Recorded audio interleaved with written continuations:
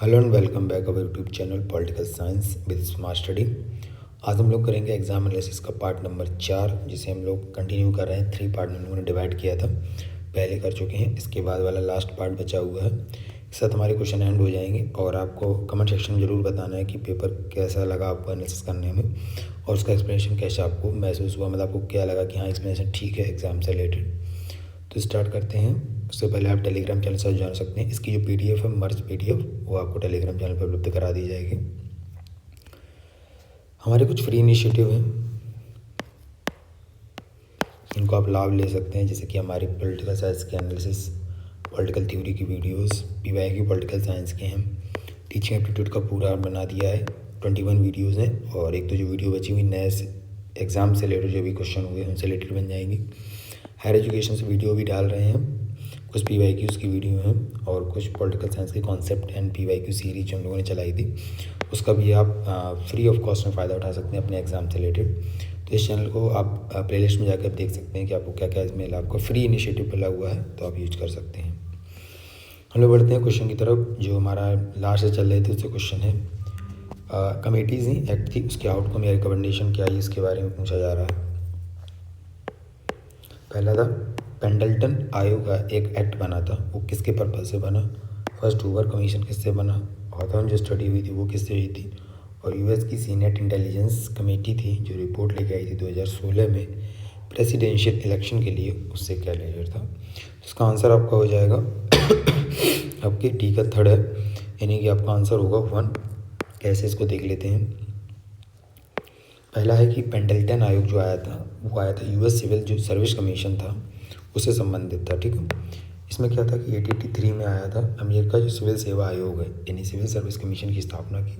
इसने मेरिट आधारित नियुक्तियों को लागू किया और नौकरशाही में निष्पक्षता को बढ़ावा दिया कि यदि कोई, जैसे मैक्स वेबर की हम लोग जो पढ़ते हैं उसके क्या कह सकते हैं हायरार्की ऑफ, तो उसमें इस तरीके से बातें की गई हैं, तो आप उसको भी अच्छे से पढ़ सकते हैं क्योंकि ये एक आयोग है, इससे रिलेटेड आपको नौकरशाही से अगला क्वेश्चन पूछ सकता है। फर्स्ट हूवर कमीशन बनता है 1947 से 49 के बीच में। इंक्रीज करता है managerial capacity in executive office of US president का। जो पहला हूवर आयोग था वो 1947 से 49 के बीच में बनता है अमेरिकी राष्ट्रपति के कार्यकारी कार्यालय की दक्षता को बढ़ाने के लिए। ये सरकारी सुधारों प्रशासनिक दक्षता पर केंद्रित था, यानी ध्यान रखना आपको प्रशासन से रिलेटेड था। और फर्स्ट हूवर कमीशन था, याद रखना पहला हूवर कमीशन 1947 से 49 में बना। इसका उपयोग था मैनेजरल कैपेसिटी को धीरे धीरे के एनहेंस करना, ठीक है। तीसरा था हॉथॉर्न स्टडी, सभी लोग जानते हैं पब्लिक एड में फेमस थिंकर, यानी इसे हम लोग कहते हैं एल्टन मेयो की जो थ्योरी है वो हॉथॉर्न स्टडीज़ के रूप में 1920-1930 के बीच में इन्होंने वर्क एनवायरनमेंट और प्रोडक्टिविटी को चेक किया। जैसे इंक्वायरिंग प्रोग्राम, इल्यूमिनेशन एक्सपेरिमेंट, मास इंटरव्यूइंग प्रोग्राम जैसे लेकर आए, तो जिससे लोगों को इनके बारे में पता किया। वेस्टर्न इलेक्ट्रिक कंपनी थी, ठीक है, ध्यान रखना है कंपनी का नाम वेस्टर्न इलेक्ट्रिक कंपनी। और क्या पता किया वर्क एनवायरनमेंट एंड प्रोडक्टिविटी के बारे में। डी था US senate intelligence for committee of report on 2016। 2016 की रिपोर्ट आई थी प्रेसिडेंट इलेक्शन की, उसमें ये कहा गया था कि जो रशियन इंटरफेरेंस कर रहा है, मतलब रशिया जो सीनेट को प्रभावित कर रहा है कि जिससे ये जो प्रेसिडेंट बन रहे थे वो उनके सहारे पे चले, तो ये एक रिपोर्ट आई थी 2016 में, उससे रिलेटेड था, ठीक है। तो पेंडल्टन आयोग, first Hoover commission, Hawthorne study और US senate intelligence committee report on 2016 presidential election. आपको ध्यान रखना, अगर आप चाहें तो अपने नोट्स में भी ऐड कर सकते हैं इस तरीके का क्वेश्चन नेक्स्ट एग्जाम में बन सकता है। डायरेक्टली क्वेश्चन बन सकता है इस तरीके से कि फर्स्ट हूवर कमीशन कब आया था, ठीक है। तो हम लोग बढ़ते हैं नेक्स्ट क्वेश्चन पे। Which of the following characteristics जो है नॉट एसोसिएट विद कलेक्ट्रियल सोसाइटी। अब ये क्वेश्चन नया तरीका का आपको लग सकता है, बट ये एज पब्लिक एडमिनिस्ट्रेशन से भी आप मान सकते हैं, फ्रेडरिक्स की थ्योरी है। ये समपार्श्विक यानी जो कलेक्ट्रियल सोसाइटी है उसमें समाजों से क्या संबंधित नहीं है। इतना मेरा मानना चला है कि इसमें जो है वो यूनिवर्सलिटी नहीं होती है, ठीक है, सिलेक्टिविटी होती है, कंप्लीटनेस होती है और मल्टी फंक्शनलिटी होती है। कैसे बताता हूँ। जो समपार्श्विक यानी जो कोलैटरल सोसाइटी हैं उनमें क्या होता है, एक तो आपका सिलेक्टिविटी यानी कि जो चयनत्ता होती है, क्योंकि यहाँ पर हम लोगों को फिक्स लेके आना है। और क्या होता है कि यहाँ पर पूर्णता यानी कि हम जो जितने लोग लेके आ रहे हैं पूर्णता, मतलब कह सकते हैं कि अगर ये सोसाइटी में हमें ये रखना है लोगों को, ठीक है, तो यूनिवर्सलिटी नहीं होंगे, प्लस सारे सिलेक्टेड होंगे सारे। इसके बारे में मैंने ऐड किया है आगे कि जो संपार्क यानी कोलैटरल सोसाइटीज़ हैं वे समाज होते हैं जिनकी संरचना और कार्य विशेष उद्देश्यों के लिए सीमित होते हैं। मतलब कह सकते हैं आप कुछ बेसिक काम के लिए बनाए गए हों, किसी विशिष्ट कार्य उद्देश्य समूह की आवश्यकताओं को पूरा करने के लिए बनाए जाते हैं। ठीक है, इनमें चयनात्मकता होती है, सिलेक्टिविटी, क्योंकि ये समाज के विशेष वर्ग समूह या उद्देश्य के लिए बनाए जाते हैं, सभी को शामिल नहीं किया जा सकता। पूर्णता के लिए यानी निर्धारित उद्देश्यों की पूर्ति करने के लिए स्वतंत्र रूप से कार्य करते हैं। यानी मैंने बताया कि अगर किसी चीज़ को बना रहे हैं तो उसमें सिलेक्टिविटी है और पूरा करने के लिए बना रहे हैं जिसको को। ठीक है, बहुकार्यात्मकता होती है। इस समाजों के कई कार्य होते हैं जैसे धार्मिक कार्य, आर्थिक है, शैक्षिक है और राजनीतिक है। इसमें सार्वभौमिकता नहीं पाई जाती क्योंकि ये सभी व्यक्तियों को शामिल नहीं करते बल्कि विशिष्ट उद्देश्यों तक सीमित रहते हैं। अगर रिसर्च की भाषा में कहा जाए तो ये सैम्पल साइज के रूप में होते हैं क्योंकि हमें और वो भी कह सकते हैं रैंडम नहीं करते, खुद के बिहाफ पे हम लोग चीज़ों को सिलेक्ट करके ऐसा समाज क्रिएट करते हैं। ठीक है, तो आपको ध्यान रखना। इसके बारे में आप थोड़ा डिटेल में कर सकते हैं, जितना मुझे मिला है मैंने उतना डिटेल आपको दे सका है। ठीक है, अगला क्वेश्चन है कि भारत में गणमान्यों, ये भी क्वेश्चन कह सकते हैं कि आपके लक्ष्मीकांत में बाकायदा डिटेल में दिया हुआ है कि डिग्निटीज़ हैं जो कि अकॉर्डिंग टू देयर पर्सन लगाना है। हाई है सबसे पहले ऊपर लगाना, लोएस्ट नीचे लगाना, यानी हाई और लो। ठीक है, अभी क्वेश्चन ये भी पूछ सकते थे लो से एक तरफ पर हाई से लो पूछा है तो chief election commissioner, deputy chairman Rajya Sabha यानी उपसभापति और भारत का महान्यायवादी attorney general of India, vice chairman NITI Aayog या भारत रत्न अवार्डी। तो इसका आंसर जो शुरुआत होगा आपका उपाध्यक्ष नीति आयोग से स्टार्ट होगा, डी। उसके बाद में भारत रत्न सम्मान धारक आपके आ जाएंगे, ए।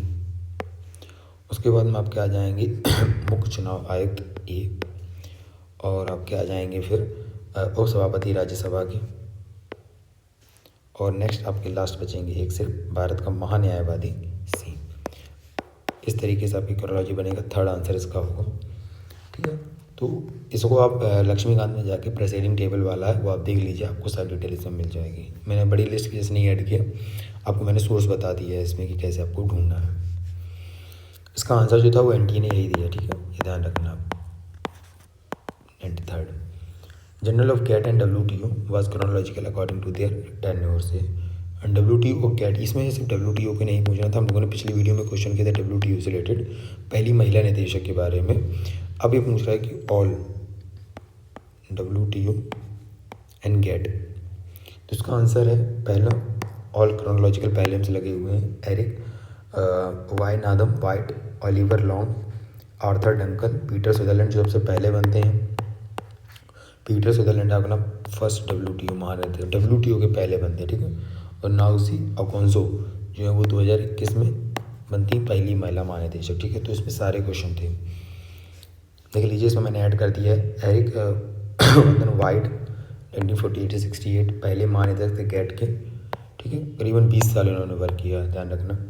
ओलिवर लॉन्ग थे वो 1960 में आए और 1980 तक बने। ठीक है, आर्थर डंकन 1980 से 93 तक। अब ये ध्यान लीजिए, जब इतना कोई व्यक्ति रहा होगा तो सीधी सी बात है 1993 के बाद में एक और आए होंगे, फिर पीटर सदरलैंड आ गए थे 1995 से 1993 से 1995 तक। ठीक है, अंतिम महानिदेशक थे गैट के और 1995 के WTO की स्थापना तक इस पद पर रहे और WTO के पहले महानिदेशक बने, ध्यान रखना आपको। फिर 1993 से 1995 तक यही रहे।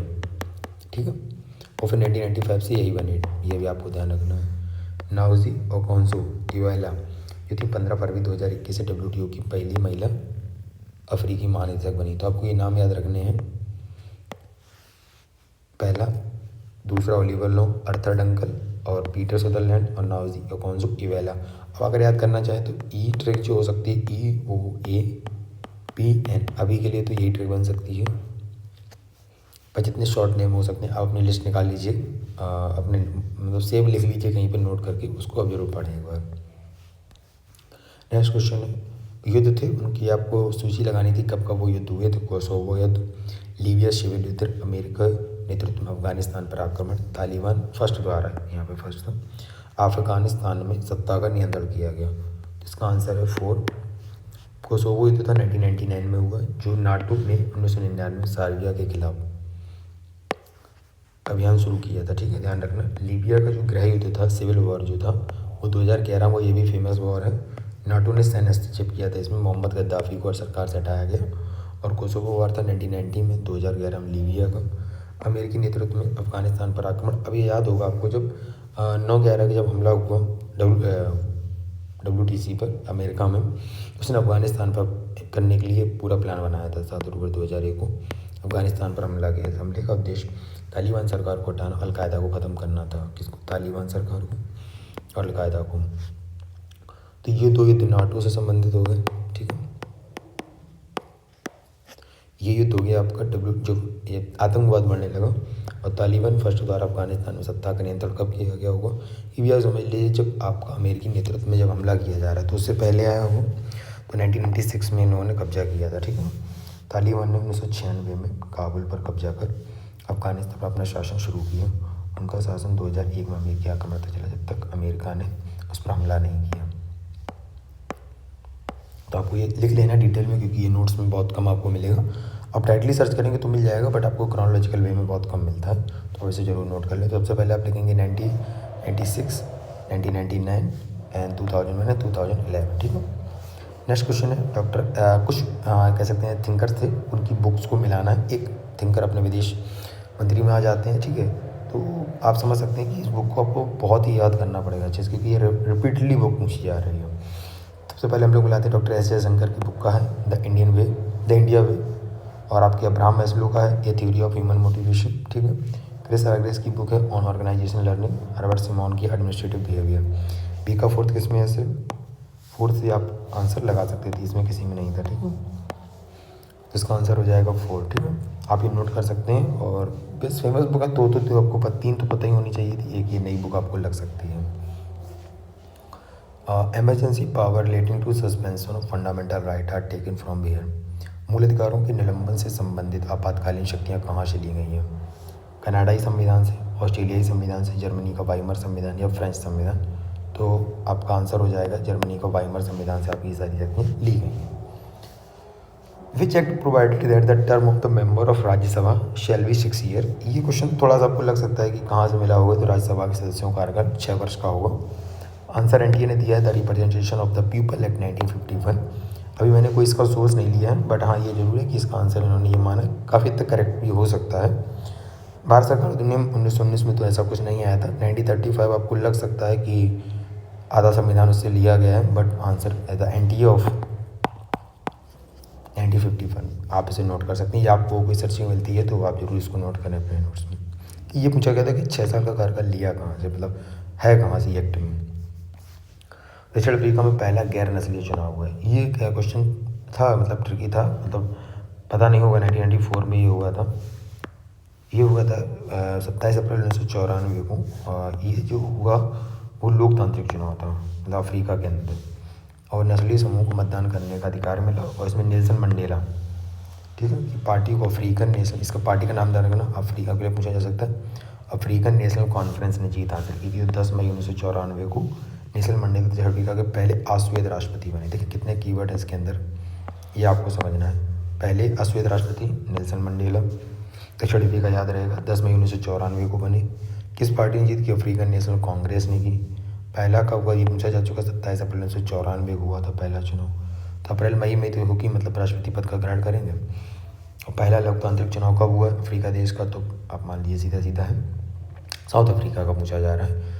तो 27 अप्रैल 1984 अफ्रीकन नेशनल कॉन्फ्रेंस ने 10 मई 1994 को नेल्सन मंडेला दक्षिण अफ्रीका के पहले अश्वेत राष्ट्रपति बने। तो आपको ये गौर करके रखना है, ठीक है। नेक्स्ट क्वेश्चन था कह सकते हैं कि बहुत ही आपकी गहन मतलब जानकारी पे मतलब बेस था, और इसे स्पेशली देखिए कई सारी यूनिट को कंबाइन करके एक पॉलिटिकल थ्योरी की बनाया गया है। पहले पूछा गया कि सस्टेनेबल डेवलपमेंट क्या कहता है? केवल वर्तमान की ज़रूरतें पूरी करना विकास कहलाता? जी नहीं, ये जस्ट गलत है। इसका जस्ट अपोजिट होगा कि आज की ज़रूरतों को देखते हुए भविष्य की ज़रूरतों को बनाए रखना, कुछ कम करना बट आगे के लिए बनाए रखना, भावी पीढ़ियों के लिए। पितृसत्ता कहती है कि महिलाओं पुरुषों की शक्ति का संबंध रखना, सच है। संपूर्णवाद यानी संपूर्ण अपने वाक्य अपेक्षा अधिक महत्वपूर्ण है, बिल्कुल सही। फांसीवाद व्यक्ति की स्वतंत्रता का समर्थन करना, support of freedom of expression. और गहन पारिस्थितिकीवाद मानव केंद्रितवाद की अस्वीकृति करना। इसमें सही सुलमित पूछा गया है गहन पारिस्थितिकी डीप इकोलॉजी, ये भी सही है। ये गलत हो जाएगा, आपका आंसर हो जाएगा BCE, ठीक है। तो आपको ध्यान रखना है, ये गलत है। ओनली बी सी ई सही होगा, क्योंकि ये तो गलत हो जाएगा पहला वाला, ठीक है, ये रॉन्ग हो जाएगा। उसके बाद में जो कह रहा फांसी का व्यक्ति स्वतंत्रता का समर्थन तो कभी नहीं करेगा, तो हम लोगों ने देखा है ये जो आंसर आएगा इसका, इसमें आएगा आपका बी, सी और ई, ठीक है। एक्सप्लेनेशन थोड़ा गलत ऐड हो गया, मैं इसे हटा दूंगा। कौन से निम्नलिखित में से कौन से कैजुअल पार्टी शब्द का सबसे पहले करने वाला व्यक्ति है? सी राइटमैन, विलियम ग्लैडस्टोन, ऑटो कैचाइमर या बर्ट्रैंड रसेल। ऑटो कैचाइमर हैं जो आपके फर्स्ट वन करते हैं कैजुअल पार्टीज का कॉन्सेप्ट, यानी जो सीसीपी एक कम्युनिस्ट बेस्ड पार्टी है, वो भी कैजुअल पार्टी का उदाहरण है, ठीक है। नेक्स्ट क्वेश्चन था पेयर्स को करेक्टली मैच है या नहीं, नॉट पूछा गया था, स्पेशली ध्यान रखना आपको था यहाँ पे। तो यूएसए ने 1945 में बिल्कुल सही किया, और यूएसएसआर द्वारा प्रथम परमाणु परीक्षण 1949 बिल्कुल सही। फ्रांस द्वारा नहीं, गलत है ये। चीन द्वारा 1964 में किया गया था, और आपका फ्रांस द्वारा 1960 में किया गया था, ठीक है, ये बिल्कुल सही है। तो आपका कौन सा गलत होगा? सी और डी, ये आपके रॉन्ग हो जाएंगे। आप इसमें एक्सप्लेनेशन देख सकते हैं कि पहला है 1945 में ट्रिनिटी टेस्ट न्यू मैक्सिमम होता है 16 जुलाई 1945 को, और यूएसएसआर में होता है 29 अगस्त 1949 को। RDS-1 सोमी पालास्टिंग्स कजाकिस्तान में होता है। 1960 फ्रांस करती है 13 फरवरी 1960 को। जॉर्विस ब्लूई रेगिस्तान अल्जीरिया का था, पर 1965 नहीं था, 1960 था। यहाँ 1964 हो गया, चीन का था, 16 अक्टूबर 1964। 596 कोड नेम इनका रहा, स्थान था लोप नूर चीन, और 1974 में 18 मई 1974 को हुआ। स्माइलिंग बुद्धा पोहड़ भारत में हुआ। भारत का भी आ सकते हैं 1998 में भी हुआ, ठीक है। तो ऐसे आपके अगली बार भी क्वेश्चन बन सकते हैं, इसका आप स्क्रीनशॉट लेके या फिर अपने नोट्स में ऐड कर सकते हैं। Who wrote the book death of nature, women, ecology and the scientific revolution? तो इसका आंसर कैरोलिन मर्चेंट, ये उनकी बुक का है, the death of nature, women, ecology and the scientific revolution, Carolyn Merchant. रूसी मार्क्सवादी विचारक और शासक व्लादिमीर लेनिन की मृत्यु कब हुई थी? तो इसका आंसर है 1924, क्योंकि तब तक वो सत्ता में रहे थे, ठीक है। तो बॉर्न होते हैं 22 अप्रैल 1970 को रशिया में, अब मैं शब्द नहीं पढ़ पा रहा हूँ इसका। 21 जनवरी 1924 को उनकी डेथ हो जाती है आफ्टर एज 53 ईयर्स, जॉर्गी लेनिस्की, रशिया में, ठीक है। तो 1924 आपको डेट इसकी याद रखनी है। बहुत ही फैक्चुअल क्वेश्चन, और आप कह सकते हैं कि repeatedly PYQ, many time. Balwant Rai, Ashok Mehta, तो ए और सी से आपका हो जाएगा। बलवंत राय पहले आती है, फिर अशोक मेहता कमेटी आती है, फिर आपकी आती है GV Rao committee, LM Singhvi and PK Thungon सबसे लास्ट कमेटी थी, ठीक है इसकी। तो मैंने उसका ऐड कर दिया, आपने नोट्स में भी ऐड कर सकते हैं अगर नहीं है आपके में। सबसे पहले आई थी आपकी बलवंत राय मेहता कमेटी 1957 में। 3 स्तरीय पंचायत की बात करते हैं, ग्राम पंचायत, पंचायत समिति, जिला परिषद की इन्होंने बात की थी। और उसके 20 साल बाद अब जान सकते हैं इस समय किसका काल होगा? अशोक मेहता की समिति पर, जनता पार्टी सरकार का था। इन्होंने दिया 2 स्तरीय पर, मतलब इन्होंने अपना सुझाव दिया था जिला और मंडल पंचायत का पंचायती राज को संवैधानिक दर्जा देने की सिफारिश भी की थी। तो ध्यान रखें, इनका 3 था, इनके 2 थे। उसके बाद में 3rd था GV राव कमेटी, 1985 में आती है। स्थानीय स्वशासन को मजबूत करने और जिला स्तर पर प्रशासनिक विकेंद्रीकरण की आवश्यकता प्रबल है। उसके बाद आती है LM सिंघवी कमेटी 1986 में, जब 1 साल बाद पंचायती राज को संवैधानिक मान्यता देने और ग्राम सभाओं को अधिक अधिकार देने की सिफारिश की। और PK थुंगन कमेटी जो आती 1989 में 73वें संविधान संशोधन के प्रारूप रूप में अनुशंसा की थी, 1992 में पारित होता है। तो आप ये देख सकते हैं कि इसकी जो क्रोनोलॉजी है बहुत ही बेसिक सी है, आपको डेट याद रख सकते हैं। इसमें 20 साल का गैप था, और इसमें थोड़ा गैप था, बट आप 2 साल का 1 साल का इसमें था गैप। इसमें तो 1 साल का नहीं था, नेक्स्ट ईयर ही था। इसमें था आपका 3 साल का गैप। तो ऐसे भी याद कर सकते हैं, बलवंत राय मेहता समिति, अशोक मेहता समिति, GV राव, LM सिंघवी और PK Thungon committee.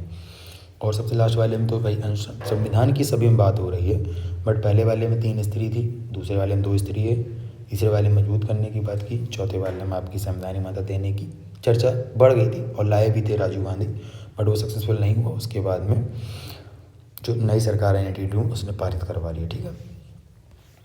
Next question है कि करेक्टली नॉट मैच, इसमें भी पूछा गया था। पहला पूछा है आर्थिक राष्ट्रवाद क्या कहता है, फिर दूसरा है इंडिजीनियस यानी स्थानिकवाद या मूलवाद क्या कहता है, उपनिवेशवाद क्या कहता है, विदेशी द्वेष क्या कहता है, और सार्वभौमिकतावाद क्या कहता है। तो इसमें जो है कि आर्थिक राष्ट्रवाद तो कहता है कि संरक्षणवाद से घरेलू अर्थव्यवस्था को बढ़ावा देना, यानी कि promoting the domestic economy through protectionism, बिल्कुल सही। राष्ट्रवाद की बात हो रही है। आर्थिक स्थानिकतावाद याद होती है मूलवाद की, आप्रवासियों से विरुद्ध, why is the need of indigenous people against those immigrant जो आए हैं उनको मूल निवासी की बात करना, ठीक है। उपनिवेशवाद किसी विदेश क्षेत्र पर नियंत्रण स्थापित करने की प्रथा, बिल्कुल सही। तो आपके ए बी सी हो नहीं सकते, ए बी सी भी गलत और डी ई आपका हो जाएगा, क्योंकि जो जेनोफोबिया है the demand for self determination नहीं होती है, ठीक है। विदेशी वाली बात हो रही है यहाँ पे। और सार्वभौमिकतावाद कहता है एकांतिकता, बिल्कुल नहीं, ये तो बात सार्वभौमिकता की बात करेगा ठीक है। तो डी आपका रॉन्ग हो जाएंगे, चौथा, ठीक है। और नेक्स्ट क्वेश्चन था कि कौन से शब्द रूढ़िवाद से संबंधित है। परंपरावाद आ गया। रूढ़िवाद में आप समझ सकते हैं रूढ़ियाँ होगी, तो परंपरा तो डेफिनेटली होगी इसमें से। सोशल ड्यूटी बिल्कुल होंगे। Change in order of protection या क्रांति या लिंग समानता की बात करते हैं, तो आप बताइए इसमें से। क्रांति तो कभी बात नहीं करेंगे, तो आप हटा ही दीजिए डी को। अगर ऐसे एलिमिनेशन करना चाहें तो लीजिए ली, आंसर हो जाएगा। लिंग समानता की कोई बात क्यों करेगा, जब पैट्रियार्की हो जाएगी, पितृसत्तात्मकता जब हमारे यहाँ पाई जाएगी, ये समझिए आप। पितृसत्तात्मकता कैसे करेगी इसको, सीधी क्रांति की बात करेंगे, क्योंकि ये लोग पद बनाए रखना चाहते हैं क्रम में, तो नहीं हो पाएगा। तो आप समझ सकते हैं कि ABC इसका आंसर सही हो जाएगा, ठीक है। नेक्स्ट क्वेश्चन है the sociology of religion, book इसके द्वारा रिटन है, तो मैक्स वेबर इसके थिंकर हैं। द सोशियोलॉजी ऑफ रिलीजन इंट्रोड्यूसन की थी टेलकोट पार्सन ने, और फॉरवर्ड की है आपकी एना स्वीटेलर ने, ठीक है। तो आप ये ध्यान रख सकते हैं। नेक्स्ट क्वेश्चन है कि arrange the following state in descending order on the basis of seat allocated in them to the Rajya Sabha. Rajya Sabha में आधार पर अवरोही क्रम करना है, दैनिक आरोही नहीं, सबसे ज़्यादा सबसे कम की तरफ चलना है। सबसे पहले इसमें आ जाएगा, अगर आप याद रखना चाहें, सबसे पहले तमिलनाडु आएगा, तो तमिलनाडु में आपके सी सबसे पहले आएगा, तो 2 ऑप्शन है। उसके बाद में आपका सबसे लास्ट में आएगा असम बी, यानी कि 3rd ऑप्शन हो जाएगा। कैसे देखें, तमिलनाडु के पास जो है वो 18 सीटें हैं, ये सी इसका कोड है, ठीक है, जो अभी ऑप्शन हम लोगों ने देखा था। बिहार में 16 सीटें हैं, कर्नाटक में 12 हैं, केरल में 9 है, और असम में 7 है। अब ऐसे भी लगा सकते थे जनसंख्या थोड़ी कम है वहाँ, तो पीछे रहेगा भाई। तमिलनाडु में ठीक ठाक जनसंख्या है। सबसे ज़्यादा पता आपको यूपी में है, ठीक है। महाराष्ट्र में भी ज़्यादा है सीटें, तो आपको ये भी ध्यान रखना है। तो मैंने ये सीटें कुछ ऐड की हैं, मैंने 3 सीटें ऐड की हैं। लोकसभा सीट ये इलेक्शन कमीशन की वेबसाइट से आया डेटा है।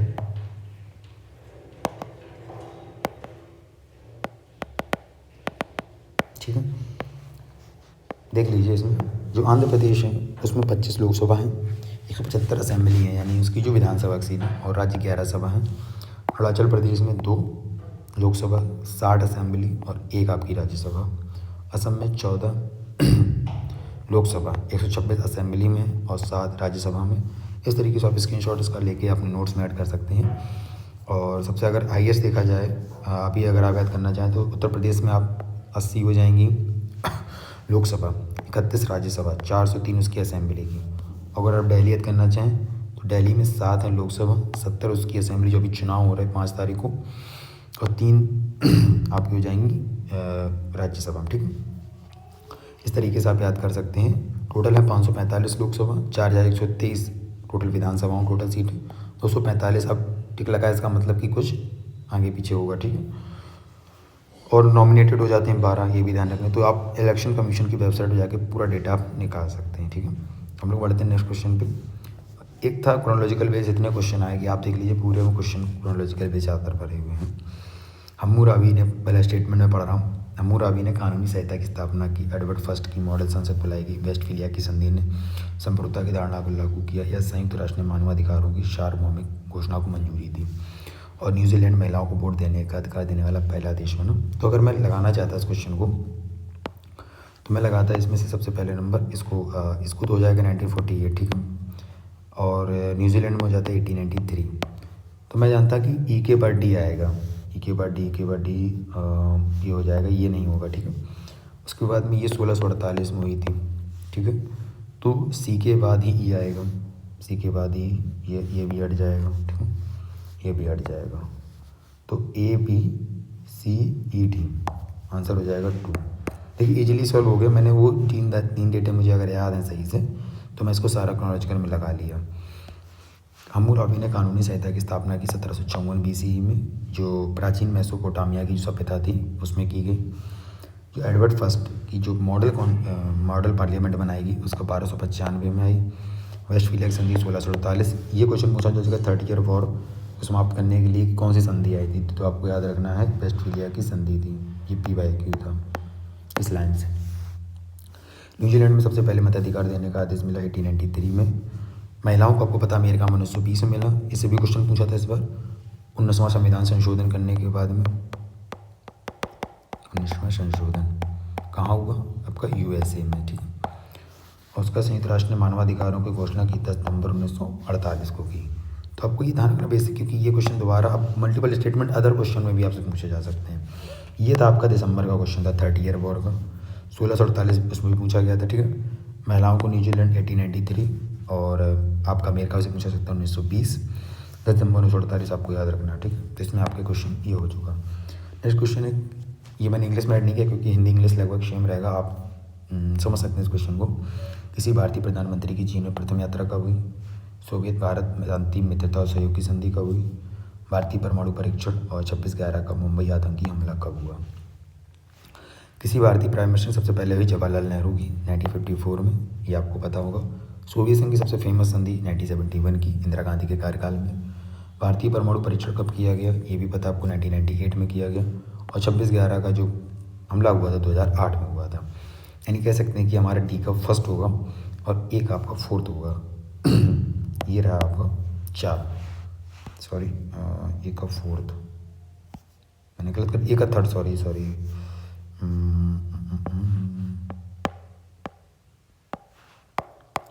ए का थर्ड होगा, मैंने मिलाया नहीं था। ये रहा। चीन की जो प्रथम यात्रा की थी वो 1954 में प्रधानमंत्री जवाहरलाल नेहरू द्वारा, ठीक। पंचशील समझौता यही होता है। इसे सर द्वारा 9 अगस्त 1971 को आपका होता है संधि भारत सोवियत शांति मित्रता और सहयोग संधि। उसके बाद में भारत पाक युद्ध में बहुत रणनीति महत्वपूर्ण रही और न्यूक्लियर टेस्ट हुआ 1998 में, पोखरण सेकेंड। और आपका 1998 देखिए कितने क्वेश्चन बने परमाणु से। अभी क्वेश्चन पहले हम लोग करके आए हैं, उसमें भी यही चीज़ थी और उसमें 1974 का था डेटा। और 26/11 का जो मुंबई आतंकी हमला जिसमें 166 लोग मारे गए थे, और लश्कर ए तैयबा आतंकवादी संगठन था, ठीक। मुंबई में आतंकवादी हमला किया 2008 का। पोखरण सेकेंड वाला आपको पता ही है और 1971 आपका हो ही गया, ठीक है। तो अब ये क्वेश्चन है नेक्स्ट की, arrange environmental event in chronological order. Minimata convention on mercury, publication of the Rio declaration of agenda 2021 green peas founded कब हुई, और भोपाल केमिकल प्लांट डिजास्टर जिसके बारे में करंटली अभी बात हो रही है। आपको पता होगा कि अभी जो डंपिंग किया गया उसका जो मलबा है वो दूसरी जगह ले जाया जा रहा है, उस पर लोकल जो निवासी उस पर जो रोक लगा रहे हैं जहाँ पे डंपिंग किया जा रहा है। और हुआ था कैरमेल न्यूक्लियर डिजास्टर जिसे USSR में हुआ था, अब इसमें यूक्रेन का पार्ट है। इसका आंसर आपका होगा थर्ड। ग्रीन पीस की स्थापना होती है 1971 में कनाडा में, ये ध्यान रखना आप 1971, ठीक है। जो जलवायु परिवर्तन, वन संरक्षण और परमाणु परीक्षणों के विरोध में कार्य करता है, ठीक है। दूसरा था भोपाल रासायनिक संयंत्र आपदा हुई थी, भोपाल केमिकल प्लांट डिजास्टर 1984 में। 2 से 3 दिसंबर 1984 को मध्य प्रदेश के भोपाल में यूनियन कार्बाइड प्लांट था, इसमें जहरीली मिथाइल आइसोसाइनाइड जो गैस के रिसाव के कारण, ये गैस का नाम था, ठीक है।